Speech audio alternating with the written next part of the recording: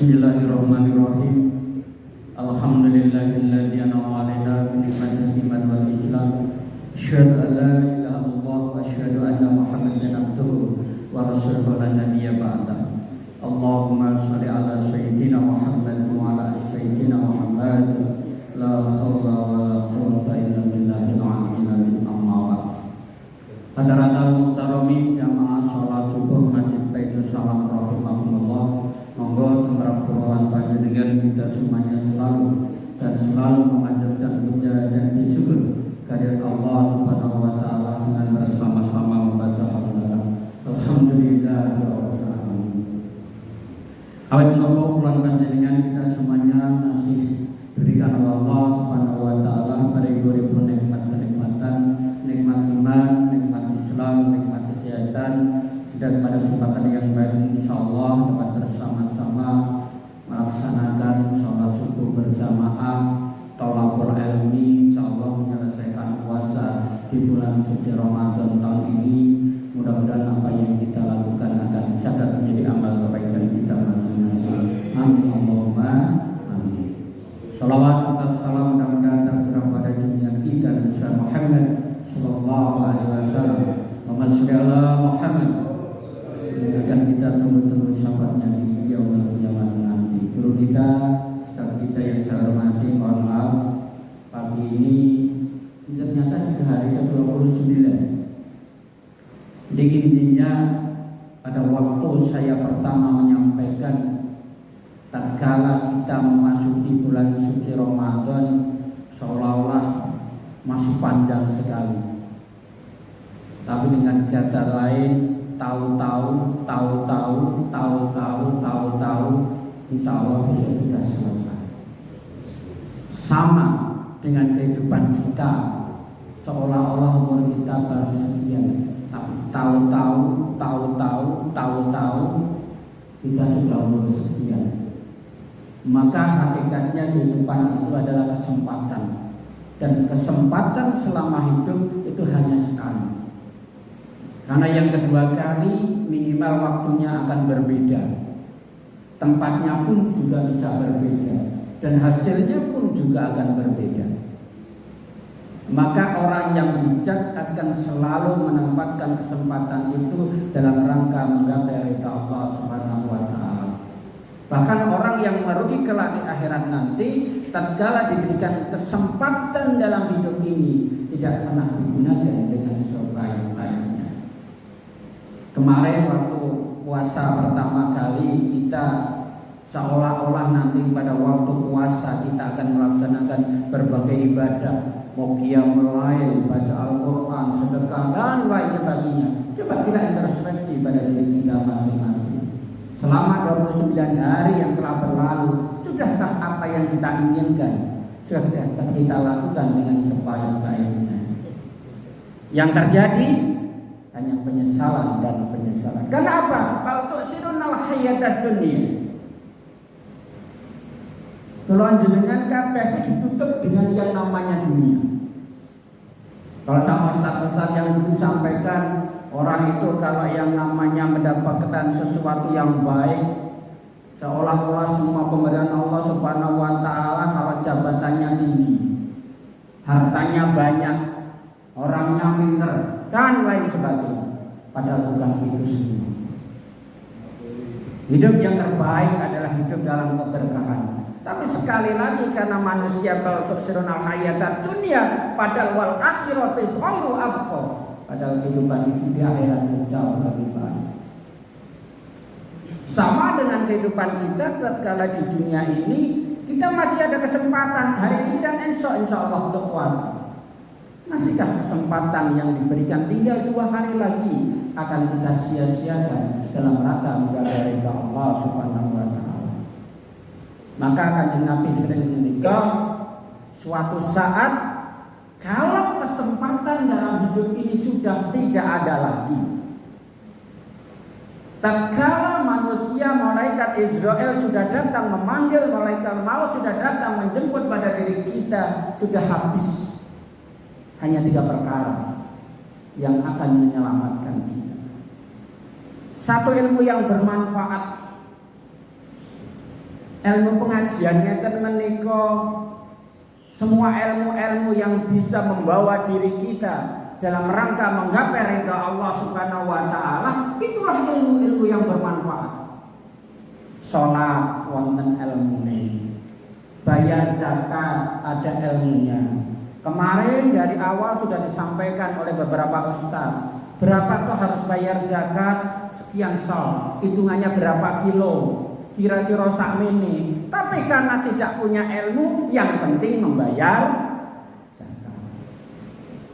Padahal sudah ada ilmunya, sudah kita sampaikan berkali-kali. Kemudian bagaimana kita tata cara berwudu? Kalau kita tahu ilmunya, yang namanya ibadah sholat itu diawali dengan wudu dulu. Kalau wudunya tidak sempurna, bagaimana sholat kita? Bagaimana pula bersuci? Sudah diberikan ilmunya dalam kajian fikih. Orang yang nuwun sewu kelak di akhirat nanti, banyak orang yang terkena siksa kubur. Siksa kubur karena apa? Karena percikan air kencing. Sedikit saja menetes dalam diri kita. Terkena yang namanya siksa kubur. Ini juga ada ilmunya. Maka sering saya sampaikan, kalau ada ustadz yang sampaikan, ada kiai yang sampaikan tentang bagaimana ilmu taharah, bagaimana ilmu cara bersuci, itu keluaran panjang. Perbaiki wudunya dulu. Setelah itu baik, sempurna, baru kita perbaiki sholat kita. Bagaimana supaya sholat kita khusyuk? Pernah sampaikan juga oleh ustaz-ustaz kita. Minimal ngerti maksudnya. Jadi tatkala kita sholat, ya benar-benar kita menghadap Allah Subhanahu wa taala. Kita dialog kepada Allah Subhanahu wa taala. Itu ilmu. Tapi kadang-kadang kita tertutup tadi yang awal saya sampaikan, untuk sinunal hayat dunia, wis ngadepi bodoh, sholat tarawih udahlah, tidak mau tahu. Yang penting mallnya masih buka, kita jalan ke mall, sholat itu tidak tahunan. Ini yang sering terjadi. Pada itu kesempatan kita, karena tahun yang akan datang, apakah kita masih bisa sholat tarawih, apakah kita masih bisa puasa lagi, tidak ada yang bisa menjamin. Oleh karena itu, inilah kesempatan dalam hidup kita. Jangan sampai disia-siakan. Orang kita kali ngantuk, alhamdulillah dari malam yang meletakkan beras itu di situ dapat pahala. Karena untuk bersandar orang yang mau ngaji, bisa taruh ngantuk-ngantuk. Tadi malam sempat saya atur hati-hati meletakkan di sini. Karena yang punya wilayah itu biasanya duduknya di sini, malah dikasih beras. Ya, alhamdulillah, alhamdulillah. Itu kesempatan. Bagaimana membayar zakat? Kadang-kadang Ustadz saya sampaikan, kita tuh bayar zakat pagi subuh menjelang apa? Menjelang sholat Idul Fitri. Pada sini lewat panitia mau dibagikan kemana dan lain sebagainya. Banyak sekali biasanya di Masjid Baitul Salam nanti pada menjelang malam Idul Fitri, orang-orang dari luar membayar zakat di masjid ini.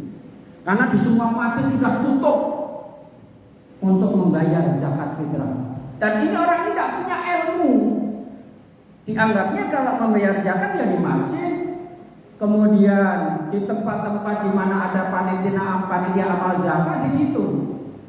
Padahal kita membayar zakat kepada orang yang fakir, miskin, itu sudah boleh dengan langsung diberikan. Karena tidak punya ilmu, ini yang sering terjadi.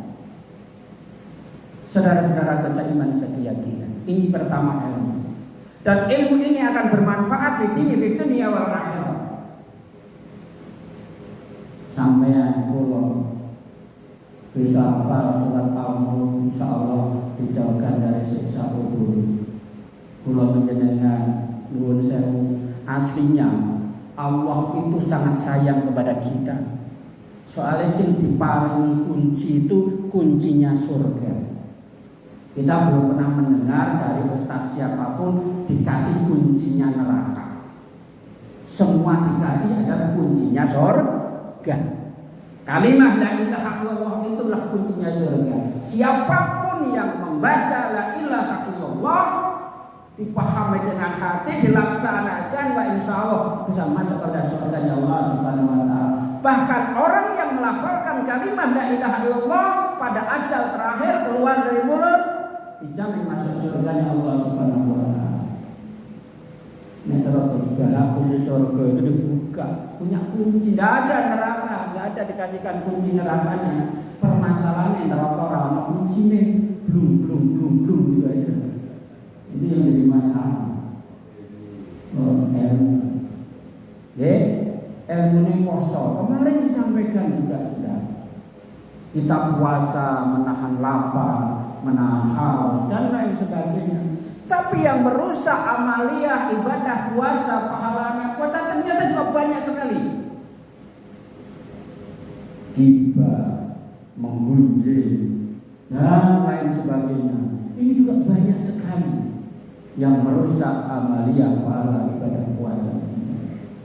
Oleh karena itu, gunakan ilmu sebaik-baik.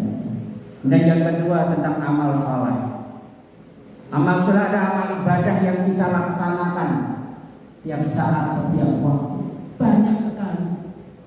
Panjenengan tindak-tindak ning dalan ana paku di tengah jalan, tahu-tahu disingkirke ning dalan dengan niat supaya orang lain, orang silaka, orang siloko, orang lain tidak kena ini. Ini adalah amal saleh kula panjenengan. Tapi malah ora dibalik. Gue kaya tanggo wong ora bener men pakune ning dalan. Ini kan kita. Karena untuk sirunal hayat dunia, Anda yang ada pikir hanya di dunia saja.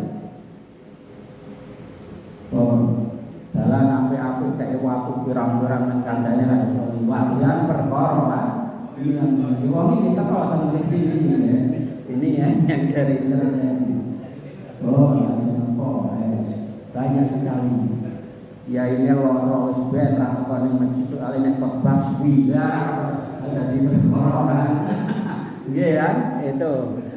Kenapa batu sirunal hayat dunia yang Anda sebagai barometer itu ada di dunia blegre tok. Tak ada remerso. Kita tidak bisa tertipu dengan hal-hal yang demikian. Anda bisa lihat di Masjid Baitul Salam ada seorang anak, mohon maaf, secara fisik tidak begitu sempurna, secara akal tidak begitu sempurna, tapi sholat tarawih istiqomah 23 rakaat selalu datang di sini. Bahkan sholatnya sholat tarawih, sholat witir ditambah lagi sholat sunnah sendiri. Tidak tahu sholat sunnah apa ya. Di sini ada anaknya istiqomah di sini. Kula jenengan kadang sing sehat aku ra nyindir. Wolu sikile ning muni kemeng. Ini yang terjadi repot ya. Wangi kata kita kau. Mohon maaf, saya tidak menyalahkan yang 11 enggak. Tidak menyalahkan yang 23 enggak. Cuma sing dadi perkara kalau tidak tahu yang 11 itu permasalahan apa dari apa, yang 23 itu apa. Yang kita takutkan hanya melu-melu tok. Ini yang jadi perkara. Nanti di sana ya kayak entong di akhirat lah ono orang ngerti. Sampeyan kok 11. Ngerti ra maksudnya mboten ya berarti dudu golonganku. Ono menurun arep melu terlikur. Lah kula ora terlikur. Berarti ngalor gitu.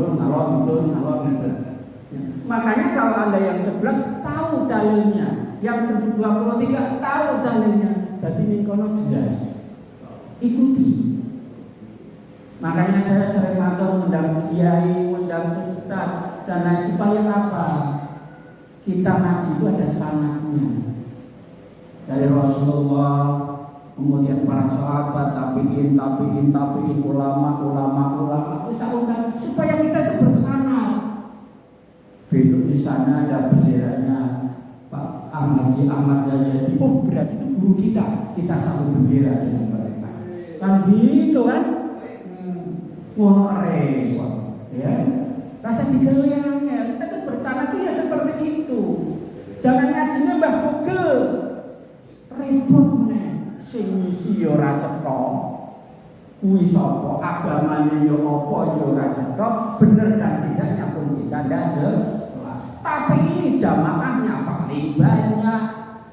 Tak boleh besok. Maka pengertian kulawan panjenengan beramal di sini adalah dalam rangka nuwun sewu, melaksanakan kesyukuran kita kepada Allah Subhanahu wa taala.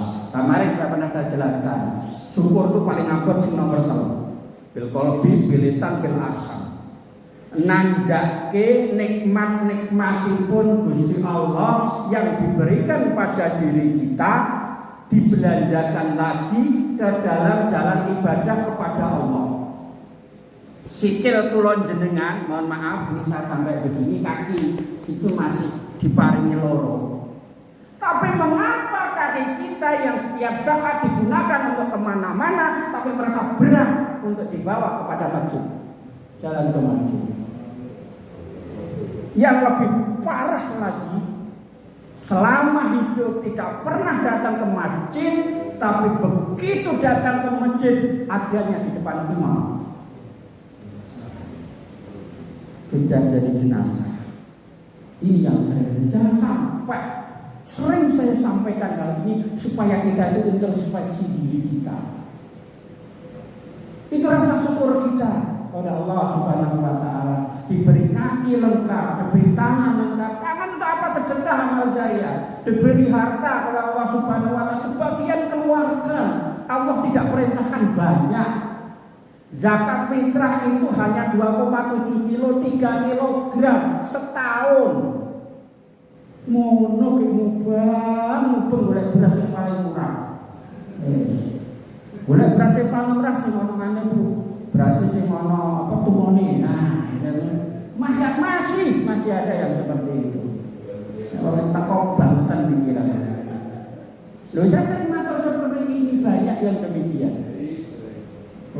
Sarung tahun 2019 di Digo. Itu untuk ibadah karo Gusti Allah. Ora teko ora. Padahal PWA. Itu yang terjadi. Besok tahun depan harus dibikin sama mawon panti asuhan warga Bodo. Kita sering seperti itu. Rumahnya bagus, mobilnya mewah, di dalam rumah ada musolanya, kecil jepit nang pinggir lemari. Sajadah setahun ora tumbah, gitu kebut ke wong sak mabuk kabeh. Ini yang terjadi. Ini yang sering terjadi. Kalau kita mau berintrospeksi, kita kepada Allah Subhanahu wa taala yang memberikan rezeki, yang memberikan kenikmatan, yang memberikan semuanya. Kita nomor sekian. Jenengan milih sajadah, mesti milih sing rada paling murah, aja sing larang-larang. Sarung sing kira-kira ya aja larang-larang. Baju koko ya aja sing larang-larang. Peci ya sing budune lah. Ya kan? Tapi begitu jenengan milih motor, lecet sedikit aja. Bukan. Oh, ini kenyataan. Oh, saya tidak nyindir. Rumah saja mau lebaran dicek. Jadi apa ya? Kalau sarung wis lempet linting dulu kok yo salat. Ngadep karo Gusti Allah. Masya Allah. Besok Idul Fitri harus baru semua ya. Harus baru semua. Ya, yang bersih semua. Itu menunjukkan kesyukuran kita kepada Allah Subhanahu wa taala. Lah nek amale karo Gusti Allah baik, menujunya baik, insyaallah rezekinya akan diberikan yang terbaik. Karena kita ingat kepada Allah Subhanahu wa taala. Dan yang ketiga, kata Nabi, yang akan menolong kita tatkala kita sudah tidak bisa berbuat apa-apa, anak soleh yang selalu mendoakan kepada kita. Pertanyaannya, wit itu buah itu akan jatuh tidak jauh dari pohonnya. Kanjeng Nabi dawuh uswatun hasanah, contoh teladan. Mana mungkin anak-anak kita akan mendoakan kepada kita, manakala kita tidak pernah mendoakan kepada kedua orang tua kita. Sekarang yang terjadi, mestinya kita habis sholat perakitan satu surah khususon pada kedua orang tua kita.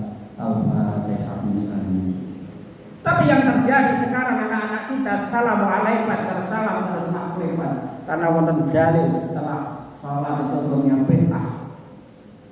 Ini dalil ya dalil sekomendi.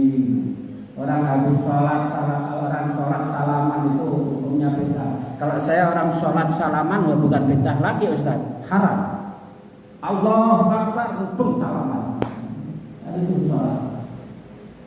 Yang namanya sholat itu diawali dengan niat takbiratul ihram, diakhiri dengan salam. Setelah salam itu bukan sholat lagi. Menurut Nabi dalil, Kanjeng Nabi ora nglakoni. Kanjeng Nabi ora grab zaman biyen, saiki do numpak grab. Ngono ya ora gelem dideli.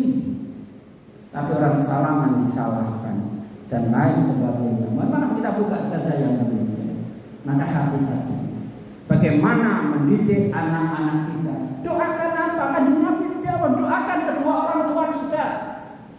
Tatkala mereka terbujur kaku, tatkala mereka sudah tidak bisa berbuat apa-apa, hanya menunggu doa-doa kita.